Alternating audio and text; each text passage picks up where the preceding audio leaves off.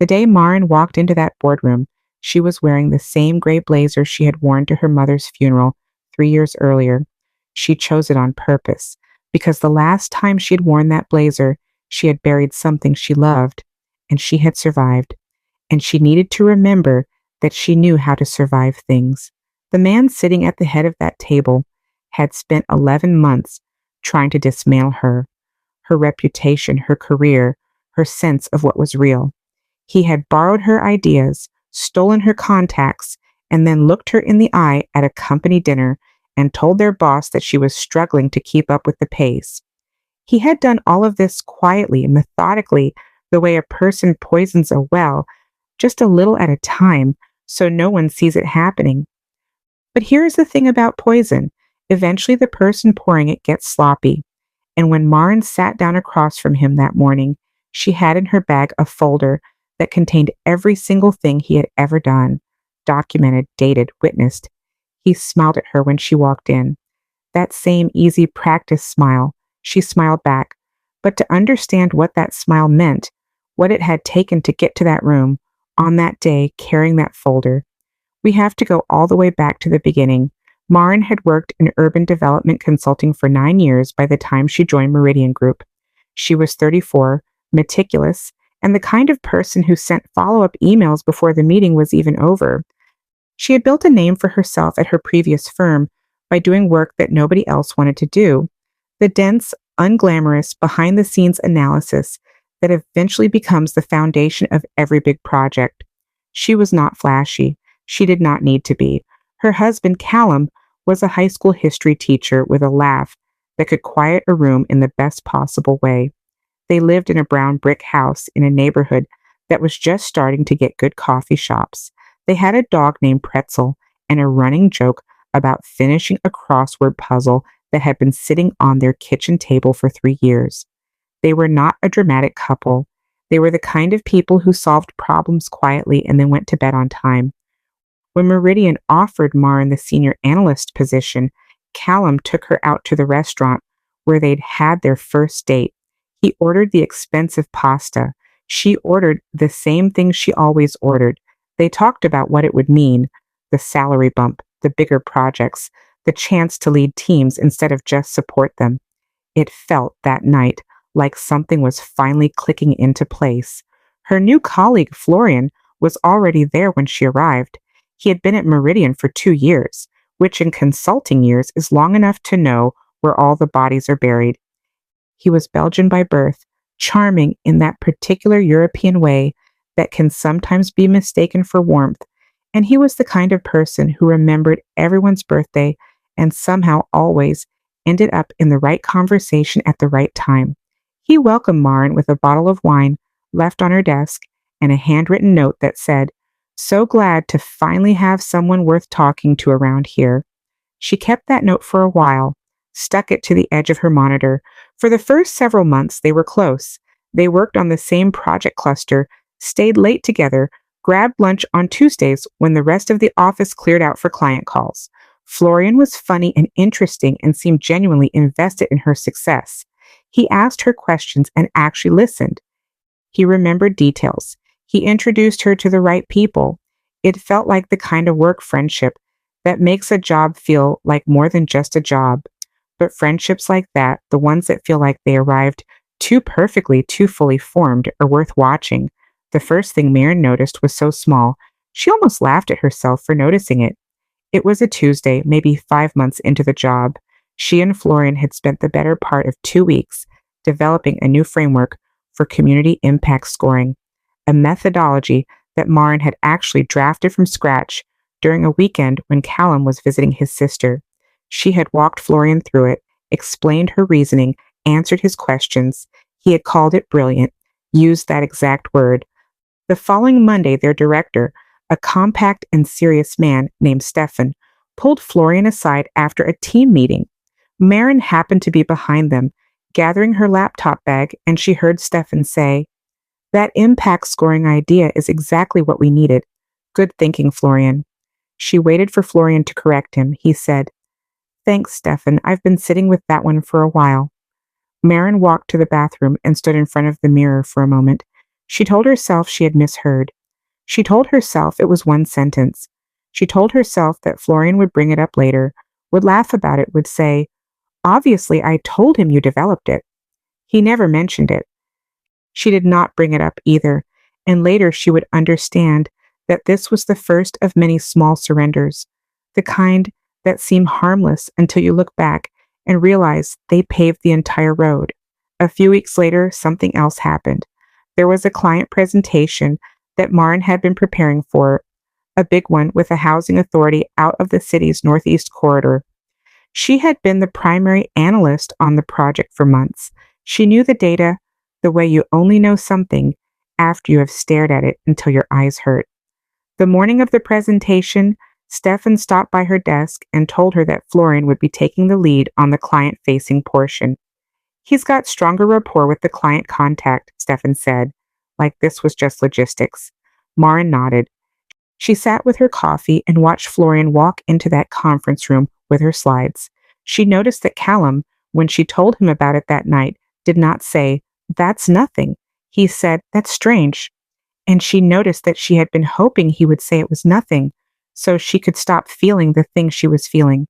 Because what she was feeling, underneath the generosity, underneath the professionalism, underneath all the voices telling her not to be paranoid, not to be difficult, not to be one of those people, was the specific, unmistakable sensation of someone quietly reaching into her life and taking pieces of it. She just did not have proof yet. And here is where it starts to get worse, because at this point Florian knew she was watching. He just did not know what she was about to do about it. Over the next 3 months, Maren did something that most people in her situation do not do. Instead of confronting Florian, instead of going to Stefan, instead of venting to colleagues and creating noise, she went quiet, genuinely, strategically quiet. She started keeping a log, nothing dramatic, nothing paranoid looking. Just a simple document on her personal laptop, time-stamped, describing every interaction that felt off, every meeting where her contributions were attributed to someone else, every email thread where her name had been quietly dropped from the chain. What she found, when she started reading back through it, was a pattern so deliberate it made her stomach drop. It was not random. Florian was not accidentally forgetting to credit her. He was selectively erasing her from the things that mattered, the high visibility projects, the external relationships, the ideas that had budget behind them, while leaving her name visible on the work that was messy, unglamorous, or politically risky. He was engineering a version of her at Meridian in which she was competent but marginal, useful but forgettable, present but not essential. The first unexpected thing Maren discovered was that he had done this before. One Thursday evening, while she was cross-referencing some internal files that had come up in an email thread, she found a reference to a former analyst named Simone who had left Meridian 18 months before Maren arrived.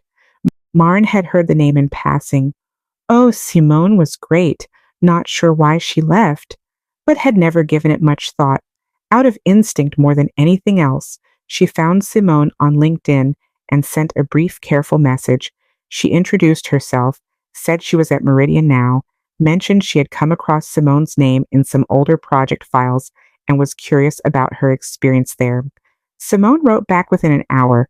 She wrote, "If Florian Vandermeersch is still there, please be careful." That was not the sentence of someone who had just moved on from a job. That was the sentence of someone who had spent time wishing they had said it sooner. Maren read it 3 times. Then she wrote back and asked if they could talk. They got on a call that weekend. Simone was now at a small nonprofit in another city. She was measured and precise when she spoke, but underneath it, Maren could hear something still raw, the particular bitterness of someone who had been disbelieved.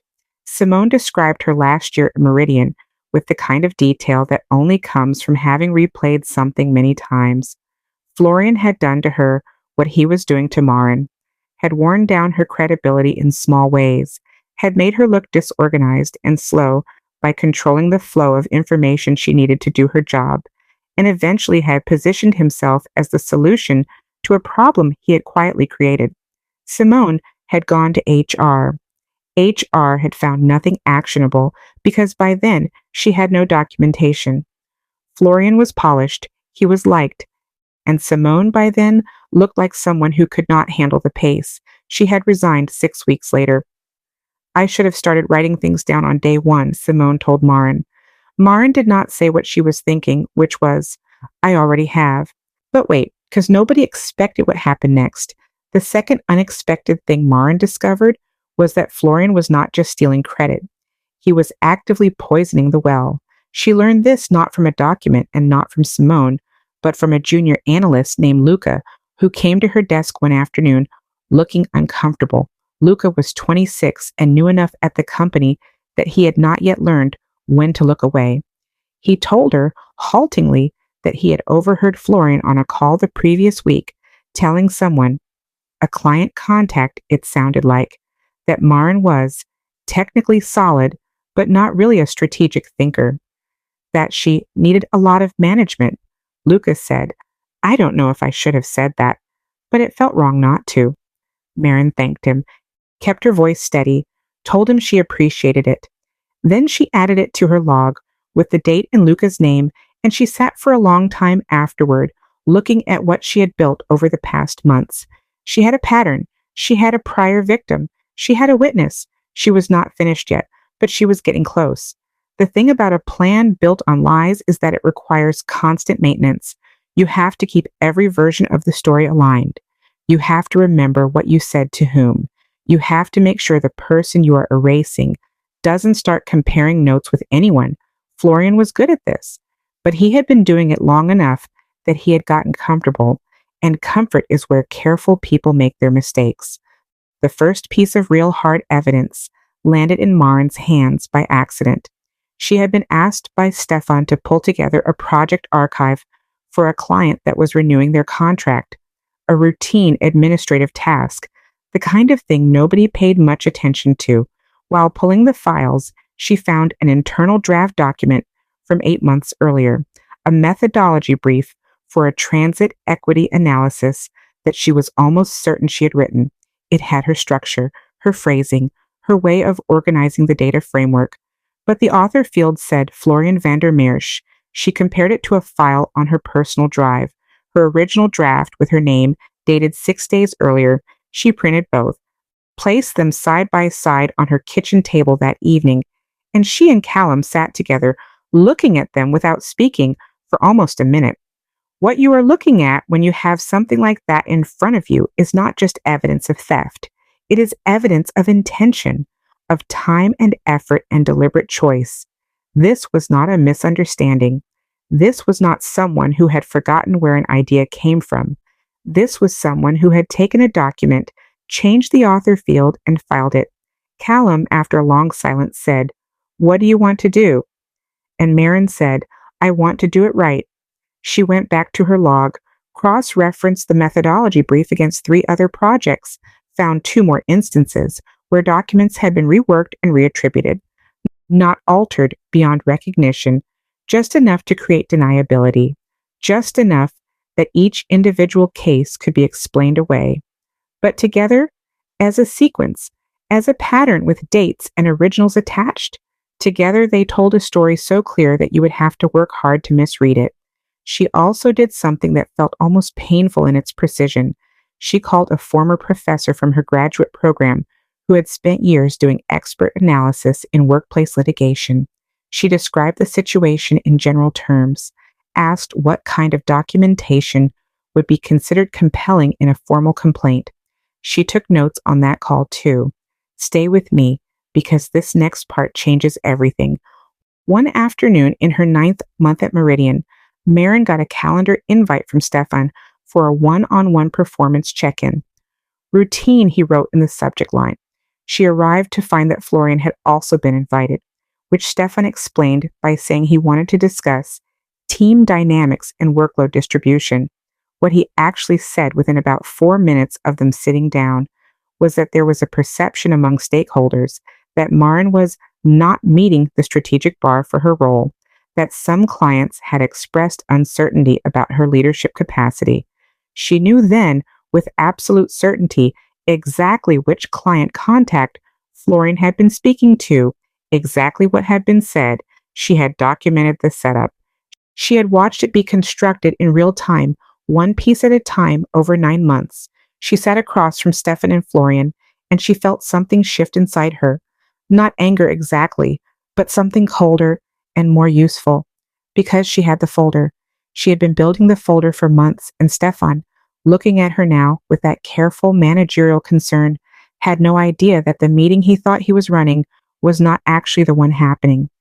She said, "I'd like to schedule some time next week to share some things I've been putting together. I think it'll be relevant to this conversation." Florian across the table kept his face very still. He was starting to understand that something had changed. The meeting Maren requested was with Stefan alone first. She had made that clear. She had also, 2 days before it happened, forwarded a carefully assembled summary of her documentation to Meridian's HR director, not as a formal complaint yet, but as a preliminary disclosure of an ongoing situation which her former professor had advised was a specific and meaningful phrase. She walked into Stefan's office on a Wednesday morning with a printed copy of the folder and a digital backup on a USB drive. She placed the folder on his desk without preamble and said, "I want to walk you through what I've found."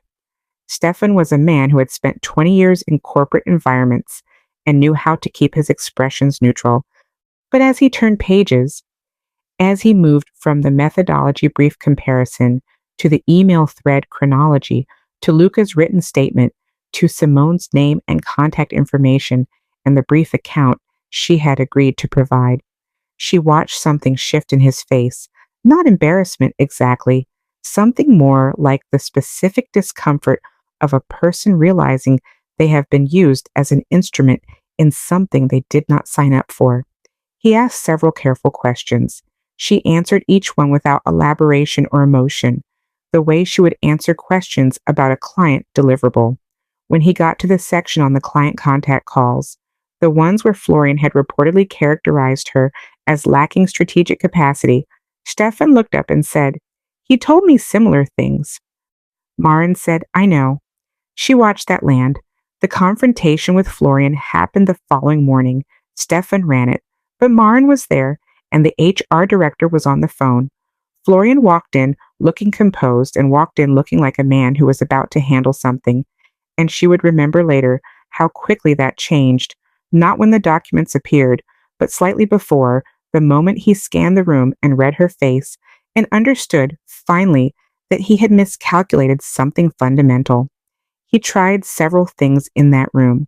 He tried the, "obviously, there's been a miscommunication" approach, and Stefan handed him the methodology brief comparison. He tried the, "Maren and I have had some tension and I think it's colored her interpretation," and Stefan read aloud the section on Simone. He tried silence. He tried a version of apology that was really just an explanation. He tried suggesting the documentation had been assembled selectively. "There's an original draft with her file metadata," Stefan said, "dated 6 days before yours." The silence that followed was not the silence of someone thinking. It was the silence of someone running out of moves. Maren did not say very much during this meeting. She had said what needed saying in the folder. She sat straight-backed in the same gray blazer, hands folded on the table, and she watched Florian slowly run out of road. At one point, he looked at her and said almost quietly, "I thought you didn't notice." She held his gaze and said, "I noticed everything." That was the moment she had been building toward for 9 months. Not a dramatic speech, not tears or rage, or a list of grievances delivered at full volume. Just those 3 words, spoken calmly, across a table, in a room where everyone now knew what he had done. If you are expecting the aftermath to be clean, it was not. Florian was placed on administrative leave within the week and resigned shortly after, which meant no dramatic firing, no public reckoning, no moment where the company stood up and said clearly, "Here is what was done, and here is how wrong it was." He just disappeared from the calendar invites and the email threads, and one morning his name was not at his desk, and the office moved on with the practiced efficiency of a place that has absorbed difficult things before. Stefan apologized to Maren privately and sincerely. She believed he meant it. She also understood that his apology was, at least in part, the apology of a person who felt embarrassed at having been managed, at having been fed a narrative and consumed it without enough scrutiny. That is a hard thing to sit with, and she thought he was sitting with it. She did not make it harder for him than it needed to be. She was not in the business of being cruel. The professional recognition she deserved came, but slowly, and in ways that reminded her constantly that it should have arrived much sooner. She was officially credited on several of the projects Florian had claimed. Her title was adjusted upward in a review cycle that had been long overdue. Stefan began CCing her on external communications that she had previously been cut out of. These were not small things, she accepted them. But the psychological toll, that is the part nobody talks about honestly. Because here is what 9 months of systematic erasure does to a person even when they fight back. It teaches you to doubt yourself in ways you didn't before. Maren had spent months second-guessing her own memory, her own competence, her own sense of what was happening around her. She had woken up at 3 a.m, wondering if she was being paranoid. She had felt on some days like she was slowly disappearing, and she had not been able to tell Callum the full depth of that because she was afraid of what it would look like if she fell apart. After it was over, she did fall apart, quietly, privately, in the controlled way that people who hold it together for too long finally release. She spent several weeks feeling things she did not have names for, a bone-deep exhaustion, a kind of grief that she could not logically explain, anger that arrived not at the peak but afterward, when the danger had passed and her body finally felt safe enough to feel it. She saw a therapist for the first time in her adult life. She told Callum things she had been holding. She let the crossword puzzle on the kitchen table go unsolved for another few months, because neither of them had the bandwidth for puzzles, and that was okay. She also called Simone. Simone did not say, "I told you so." She said, "I'm so glad you had something I didn't." That sentence stayed with Maren for a long time, because what she'd had, the documentation, the patience, the refusal to be rushed into a confrontation she wasn't ready for, had made the difference. But it had not been easy. It had cost her something real, and she wanted to be honest about that cost, because too many people look at a story like this and only see the ending. The ending is not the whole story. Here is what I want to leave you with. Maren did not win because she was perfect. She did not win because she never doubted herself, or never felt afraid, or never lay awake at 3 a.m, wondering if she was the problem. She won because she stayed methodical when everything in her wanted to react. She won because she understood that the most powerful thing she could do was not explode. It was prepare.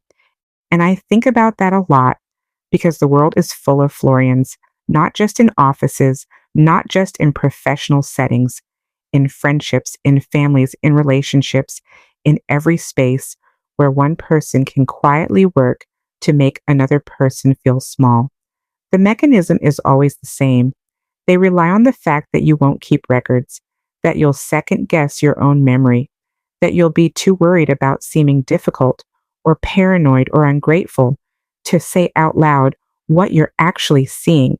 What Maren understood, what took her 9 months to fully act on, but what she understood from the beginning, is that power that's quiet is still power, that watching carefully is a form of action, that building something real, brick by brick in silence, is sometimes more devastating to a person who underestimated you than any confrontation could ever be. He thought she was powerless because she wasn't loud, because she didn't fight back in the ways he expected, because she smiled in meetings and sent thoughtful emails and appeared from the outside to be absorbing everything he was doing. He confused composure with submission. That was his only mistake, but it was the one that mattered. If any part of this story felt familiar, if you've ever sat across from someone who looked at you and quietly decided you weren't worth respecting, then you already know what the next move is. Not revenge in the dramatic sense, not a scene, just documentation, just patience, just the slow, deliberate work of making sure that when the moment comes, you are the most prepared person in the room. If this story stayed with you, share it with someone who needs to hear it.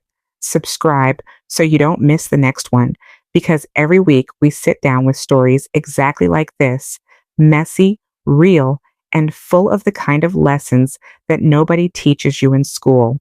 Drop a comment below if you've ever been in a room where someone underestimated you. Tell me how it ended. I read every single one.